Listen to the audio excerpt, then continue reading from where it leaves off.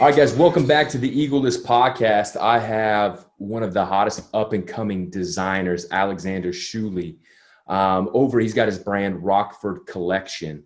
Thanks for being on my podcast today, Aleksander. Jake, first of all, I wanted to tell you that it's a big pleasure and an honor to be on your podcast. And I am very excited. Dude, I appreciate that, man. I'm looking at the Rockford collection online right now. And I can't help but to see when I'm looking at like the difference. There's passion in these pieces that are not just, but that are incredible too. Walk me through that journey of how you got there. The journey was actually pretty long. So I'm in jewelry industry for the past 25 years. So you're telling me this didn't happen overnight like everybody else wants it to? Absolutely not. Absolutely not. And whoever's going to tell you that, the success happened overnight, I do not believe them and don't believe them. That's right. It is a long journey. And I always say that all of my unsuccessful ventures make today's venture successful. That's the truth right there. Because, if you're out there doing something, obviously it's not going to happen from the first time, from the first try, but if you're out there learning and trying to do something and if you can learn from your mistakes and being humble about it and just keep on going, which is the most important thing for all entrepreneurs, I believe, it's going to happen for you one day. One of the most important things that entrepreneurs are supposed to remember is consistency, the key of all the successful stories that we hear. Because I've been, before I went into Rockford, I was actually mentoring startup jewelry designers that would just come out from FIT or people who would want to start their jewelry collections. And what was the funniest thing and the pattern that I saw and seen there is the fact that a lot of people, they enjoyed and loved the creative process, which is the very, very beginning of it, right? Is where you get to create and design jewelry. 70 to 80% of people would drop off right after that process when you needed to start going into marketing, PR, creating campaigns and ads and all that. A lot of people would just drop off at that point because this is which to a lot of people is not interesting. Everybody wants to put on Instagram nowadays that they're an entrepreneur. But dude, being an being an entrepreneur and being a business owner, that's the tough work because you got to do all of the crap that you don't want to do. And if you don't do that, it's going to make your business fail. So what was it? So that the 78 to 80% of people dropped off because they didn't want to do it. I get people that reach out to me. I'm not a designer by any means. I know what I like, as you can see by my off-white tag, everything. I like nice things. That doesn't mean I can create it, but I get people that reach out to me all the time and says, I want to be a designer. I want to be this. How do I start my own business? And most of the time I tell them, don't start your own business, number one, just because it's a lot of freaking work. But what advice do you give to people then who want to start a business but actually succeed with it? The number one thing is the consistency. That's the number one. Number two, you got to really love what you're about to do and really be passionate about it. If you're really passionate about it, if you really love what you're about to do and that you wanted to do it all your life, but have been working at 9 to 5, and there's been a day when you said it to yourself, like we hear in a lot of podcasts and a lot of books, they say, you know what, that's it, I'm done with it. I want to start my own journey. I want to start live my life on my terms. But you really got to love what you're doing because like you said, you're going to have to do the tasks for everybody. Like I have several people that working for Rockford today, and when they're on the phone or on the computer and they feel completely overwhelmed, I tell them, guys, whatever you guys all doing right now, I used to do it all by myself. Me and my partner. In many of those tasks, you're not going to probably find the love to it, but if you want that journey to be successful and your final destination, you know exactly where you're going to, and you know exactly what you want out of it, you'll do it. It's going to be years of hard grinding work before you get noticed. And even being a designer, like I always tell people, you know, nobody wants you until everybody wants you. You could have a design and it might not even go famous for a few years after that, and then you get famous from an old design. That is very true, because I can relate to that and say that, you know, I had, like I said, I had a few different ventures and few different journeys, and there was a time where I had a jewelry collection with one of the very famous rappers in Russia. But what happened? I wasn't ready for it. I loved what I was doing in terms of business, in terms of management. I wasn't ready for it. That's one of the reasons why that venture only worked out to a certain extent, and that was it. I wasn't able to take it further. That's a big point. Walk me through that. When you say that you weren't ready, I think a lot of people, they get stuck in a life where, you know, they say they could have had a good opportunity. I hear it all the time. I had this opportunity, but this person did this, and that's why my life didn't work out. Dude, you're going the complete opposite. You're saying that you weren't ready. When we have opportunities, we get excited. And we, for some reason, without thinking twice about it, we just jump on it. We just jump. You know, we make decisions based off emotions. Emotions. And, you know, a lot of things, it's wrong, because you really got to plan it out and see for yourself, what really do you want out of this? You got to have a plan before you go in and do something, before you even meet somebody and offer any kind of partnership or anything. You know, you need to have a plan. And what I've seen, the patterns that I've seen with a lot of designers, they do not have a plan. They want a certain thing right now.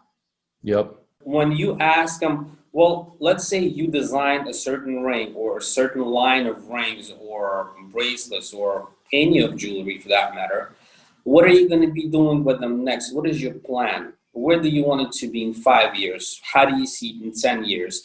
Do you see it at all? How would you want to be selling it? Are you going to be a retail store? Are you going to be a wholesale? What are you going to be doing? And that's where I get posed a lot of times. Oh, well, really, I didn't think about that. But then what is the reason for you to do that right now? Well, I want to sell it. You know, I want to make it and I want to sell it. How are you going to sell it? What platforms are you going to use? Is it going to be online? Is it going to be a retail store? I got no answers. No matter what industry that you're in, like I always tell people that who you are is so much more important than what you do, or the way that you do anything is the way that you do everything. So if I was making teddy bears for a living, I would make the most excellent, the highest quality teddy bears on the market, because that's just who I am. And, you know, when these people come and they tell me like, I wasn't, you know, well, I didn't think about that. And my question to them is like, well, what are you thinking about? Because if you're not thinking about, you know, the future and sustainability and having a plan, like why in the world would I invest in you? Because just like you go back, you were talking about consistency. It's I don't know why, but with human nature is we want things from people that we're not willing to give them, right? We want consistency, but we're not willing to give it. But people could leverage deals, you know, 10 times greater value by just having a plan. If they could come to you and say, hey, I've got this design, here's the future of where I'm going. That person, just because of having a plan, even though it may stray away, is worth 10 times more. Exactly. And talking about the plan, you know, I'm a very, very big believer and an advocate of testing things out before I do anything. 5 years ago, a very close friend of mine walked into my shop and said, Aleksander, I want you to design a wedding band for me. I said, man, I ain't got no time right now. Literally, we're in a diamond district, man. I'm sure you could find something, you know, on a diamond district. He said, look, I've looked online. I've been to these different wholesalers and all over the place on 47th Street. There is nothing. I said, I don't believe you. I said, let me do my job. And at that time, like I said before, I was mentoring startup jewelry designers. And I had an interview after an interview. There would be a lot of sessions via the streaming like this. And I said, I literally don't have the time. He said, man, do it. Please Google it in front of me right now. Unique wedding band for men. And what I started seeing is same old wedding band over and over and over and over. And anything that we would type into Google search would get the same rings. So I got an understanding that a men's wedding band hasn't been redesigned for decades. It's been the same plain wedding band, or if it's with diamonds, it would be just few rows with diamonds, whether it's round diamonds or square diamonds. And then I said, you know what? I'm still not satisfied. Let's go to some of the wholesalers. Let's go to some of the retailers. And together, me and him, we went to the retail stores downstairs in the Diamond District. Same thing. He said, man, what have I told you? We're not going to find anything. I'm telling you. So you have to design a wedding band for me. That was the time where I had designed the first ever Rockford ring. Back then, it wasn't Rockford. It was just a ring. Believe it or not, up until today, this ring called La Paz, by the way, up until today, this ring is still #1 seller for me. When I designed it for him and I gave it to him, he left. And then like 2 weeks later, he pops up in my shop. He's like, Al, you really have something special here. You got to look into it. I said, what are you talking about? He says, you don't understand. Anywhere I go, I get stuck with this ring. People stop me. People give me compliments. I go to grocery shopping. Anywhere I go, I get stuck with this ring. I really think you got to look into this. I said, man, I have no time for this. On the same hand, I made an engagement ring for his fiance, which is like 2.6 carat. He's like, she's getting upset all the time that I'm getting more compliments than she does with her big rock. He's like, I love that's it. the biggest incentive why you have to try it. And like I was saying before, I said, all right, what I'm going to do is I'm going to test it out. And that's what I always tell to my to the people that come to me, the people that I mentor, saying that you need to test out a product before it goes out there. You need to really feel it out and see if there's a place on the market for your product. All I did, I used a ready-made platform, which has its followers, which has its people, its traffic, eBay. As simple as that. I took that ring and put it on the eBay. It was no Rockford, no name, no nothing, just a design. Right? And guess what? You did it all right. Ring on eBay and it started selling like hotcakes. To get people to notice you, that like that's tough, but you found you found something that people weren't doing. So I'm looking at this design, I'm like, when I first heard about like men's wedding bands, I was like, okay, cool niche. I've never seen any cool ones, but as I'm looking, I'm like, man, now I get it, because like, dude, these are incredible. Right. I'm looking at the La Paz right now, and to even design something like that, dude, is absolutely incredible. Whenever I would do something, my thing was always either do it kick-ass or don't do it at all. Man, dude, that's a take a break moment right there. It's like either go all the way and be excellent, or just don't even do that. How did you develop that mentality of that? Well, you know what? I think it was I got it at birth. I'm a perfectionist, and anything I do, at least to me, it's got to be perfect. And that's where I feel fine. That's where I feel comfortable. I feel comfortable with myself. I feel comfortable with the product that I'm selling. I feel comfortable with the information that I'm giving to people, because I know it's been tested. I like it. I know people like it. And I know it's a kick-ass. Then I could be completely confident that people will love it. There really is a confidence there, like, of what you're talking about. Like there's such a confidence there, because when you can truly look somebody in the eye and say, this is the best thing on the market, this is the best design on the market. That's some confidence that a lot of people don't have, because most people's stuff is mediocre. But as I'm looking at your stuff, like, you can truly tell somebody, hey, you will not find anything, you can go look up prices other places, but you'll never find anything else like this. You know what? And this confidence, it comes to you with years. Because like I said, it's been a 25-year journey in the jewelry industry, where I've been, working for many different jewelry designers and brands and creating jewelry collections. And, once you get to kind of hear it over and over, oh, Aleksander, that's great. I haven't seen anything like that. I haven't seen anything like that. I haven't seen anything. With time, your confidence level will go up. And that's what I was able to start mentoring startup jewelry designers, because I wanted to share it. Because when you fill up, you got to start sharing it.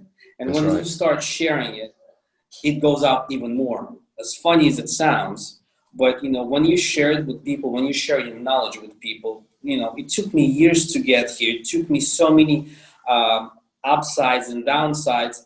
But when you start sharing people and kind of trying to cut corners for them and saying, you know what, don't step there because I've stepped there and I fell. So don't you do that. And that's why I'm here for you. No, that's the truth, man. And then when people come back to you and they say, Aleksander, you know what? I'm so glad that you told me that because I would have fallen. You saved me. And that's when your confidence level goes up even more. And when people come to you and say, you know what? You helped me out so much in my business. I was able to thrive, literally. Without you, wouldn't be, like, I wouldn't be having all that right now. All this success, all these customers, all these designs, all these people. And it's a blessing. It literally is a blessing. And that's why I was enjoying working with all these jewelry designers with that little percentage that was left of them, and then, it took me to that other thing with Rockford collection. Like, so tell me, I mean, having a business in the Diamond District, I mean, because you're competing with the tribe out there. I call them the tribe, my Jewish brothers. That's a lot, but growing up, because did you grow up in Russia or were you just born in Russia? I was born in Russia and lived there till I turned 15 years old.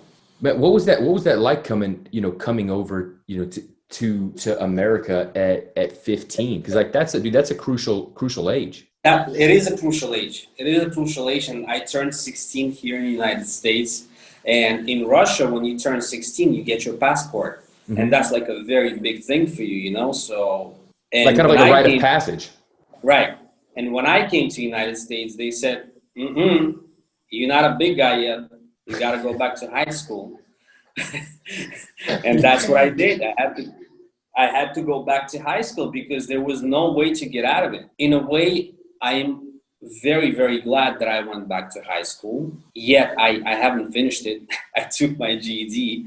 For a simple fact, a lot of people say, well, why did you take your GED? Why didn't you continue? When you come to another country and you don't understand a word that people are saying to you, yet you have to come to your class and you have to give in your homework, and your teacher asks you something and you have no idea what they're talking about. Automatically right there, you're like, I'm not going to do it because I don't understand nothing. And all that we would do, there would be a lot of people who would come in at the same time. We would immigrate to United States. A bunch of these Russian kids, students, we would just cut classes and just sit and smoke in a courtyard. And there was one point where our dean, he said, Alex, look, you have two options. It's either I'm kicking you out of high school or you're taking GED. I'm gonna help you do that. And that's what he did. And I took my GED without really knowing English that well, but GED, you got math, you got geographics, you got English, all of that. And when I came out from that exam, he says, Alex, you passed. Do you know which is a passing score? I said, no. He said, 225. I said, great. He says, do you know which is your score? I said, no, 225. Look at you now though, man. I love that because I feel like there's two paths that people go down. They go down one path of where I don't have all the tools necessary. I can't understand things. I'm going to stay in this state, or I'm going to take this and I'm going to become something totally different. And that actually, I'm very thankful to that dean because that gave me an opportunity to go to FIT college. Where did you go from there? Like, so when you graduated, did you graduate college? I didn't. I went to FIT, but I didn't graduate because Tiffanys same with me. A job. Who offered you a job? Tiffanys. So I hadn't. I got to tell you my Tiffanys story. I always tell people this. And, I could be wrong since you worked at Tiffany's. I tell people, I say, because, perception is reality. So I just tell people, like, because Tiffany's probably one of my favorite people to reference. I say they take $100 ring and they put it in a 50-cent box, but they make that 50-cent box look absolutely incredible. So they take a $100 ring, they put it in a branded, gorgeous 50-cent box, and they put that together. And most people think it would be like $100.50. No, that's now $1,000 just because of the packaging and the branding and the perception and how you feel when you open it. You tell me what you think when you say Tiffany's. You think Excellent. about that blue, like, that blue box, right? Exactly. That means. That's right. That's their biggest seller. And a lot of people don't realize that is, going in and shopping, walking around with a Louis Vuitton bag or walking around with a Tiffany jewelry bag. That bag is one of it makes people feel some kind of way. Absolutely. I know we're coming up here on time, but my last question to you is, how did you, a lot of business out there struggling during COVID, and I know New York was hit pretty hard. What did you do? Steps that you took kind of to help your team get through this crazy time? So we had to close my shop facility for over a month. But what I did at that point, I took my office to my office, and I was working from home. I was talking to people. What I was able to do was, we're basically on an online brand. Most of the time, all I had is phone calls and emails, and what I had to do is respond to that. And what we did is we were able actually to thrive during that period, because most of the people did not offer anything, any deliveries or anything like that. Yet still at that point, there was a lot of weddings happening, right? And what I did then is I would say, you know what? Our production time is going to be a little bit longer, but I will make sure that you will receive your ring on time. And that's exactly what we did. So I would also give them an incentive by giving them some sort of a discount as well. But that kept me in business. That kept my team still keep on going. And people are absolutely thankful and grateful for what we did to them. And if you go and you read Google's reviews for Rockford, it's nothing but a blessing. The buying things online is like the wild, wild west. Especially, you might never get it, might get stuck in China. It's not going to be what it looks like. But the excellence that you're operating with, because you really are, building a legacy brand, and the fact that you let people know that, hey, because of this, we're taking, it's going to take us longer. It's like when you can let people know up front like that, they're okay with it. Right now, China stopped. Nothing, all the shippings and everything is very, very delayed. So in that sense, our uptake on that is we're American brand. All Rockford rings are made here in the United States in this shop that I'm sitting talking to you from. And that was our biggest PowerPoint, why we were able to still thrive, because we make everything here, proudly made in New York and America. Everything with a story too, right? Everything's got a story. You hear a lot of times, it's not the product that you sell, it's the story that you sell, right? And that's where I can relate. We don't sell a product. It's not just a ring that you're getting a whole experience and a story with that. Because when we designed that ring, I said, each ring should have its own name. How do we name the rings? And I was sitting there for like few days, killing myself to come up with the names. And then I said to myself, wait, the rings are made out of gold, right? So where do we get the gold from? From gold mines. Do those gold mines have names? And when I started looking them up, I found all these names: La Paz, Briggs, Cleburne, and all these different names. And all these different gold mines, they had their own stories. And now if you go to read on each ring, there's a story about the gold mine and the type of man that will wear the ring. So you can correlate to the man's figure and how he is and what he is. It's just, when I was creating a brand, I was saying to myself, would I buy that ring? As me being a perfectionist, would I buy that ring? Would that story be enough for me? Would just a ring be enough for me? No, it wouldn't. And that's where I would make more and more. And we one of the first people who actually came on the internet selling jewelry where we offer samples. So before you buy a ring, let's say you're somewhere in Texas, you're not in New York, you cannot come into the showroom.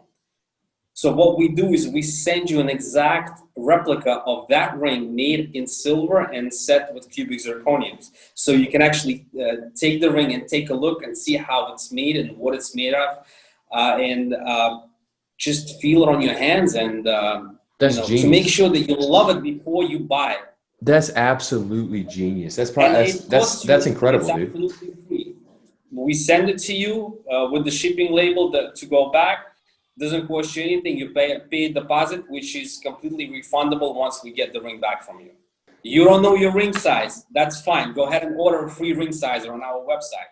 We'll send it absolutely for free to you. You just blew my mind right now, because you are right. And that really is the future. As brick and mortars, close, people can't come in, but they want to be able to feel and see what that looks like, because you are providing an experience, dude. So that's, did you come up with that, or did you see some? I came up with that because my thing, I said to my partner when we just came up with these rings, I said, look, the rings are going to be very expensive. They look so nice on the website, but how are people, we're not a known brand yet.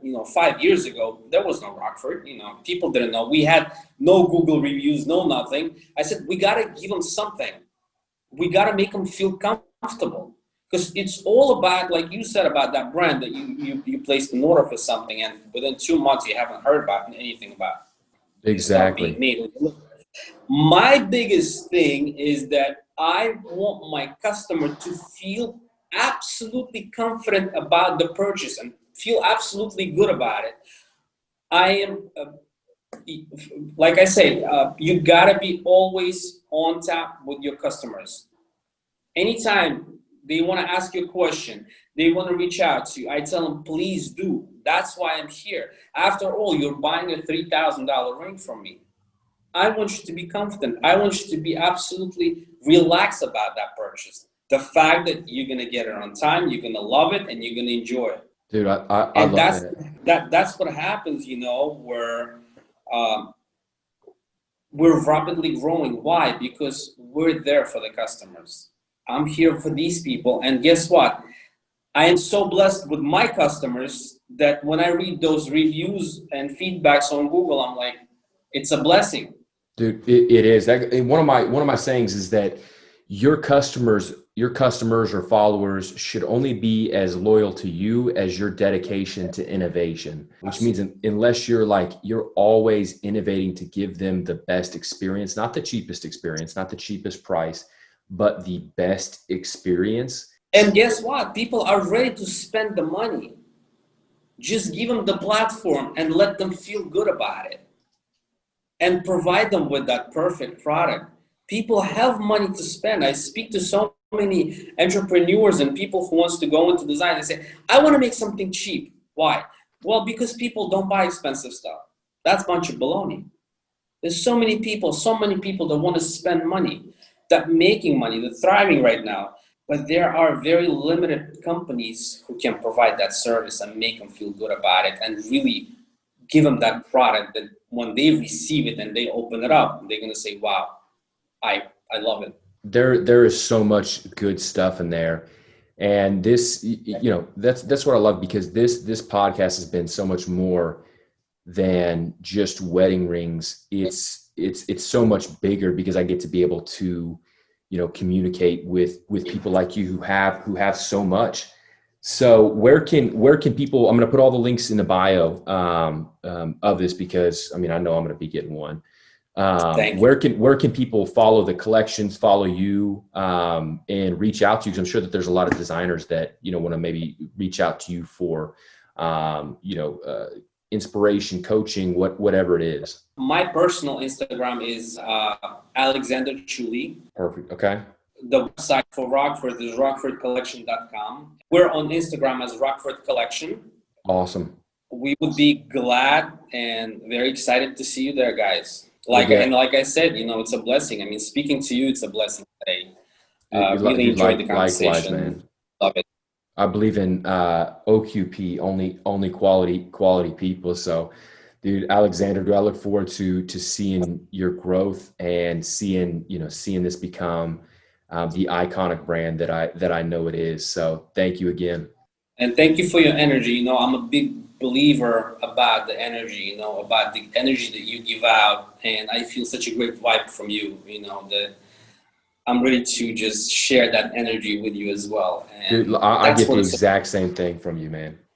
I'm sure we'll figure out a way to be doing collab on something coming up here in the future. Gladly.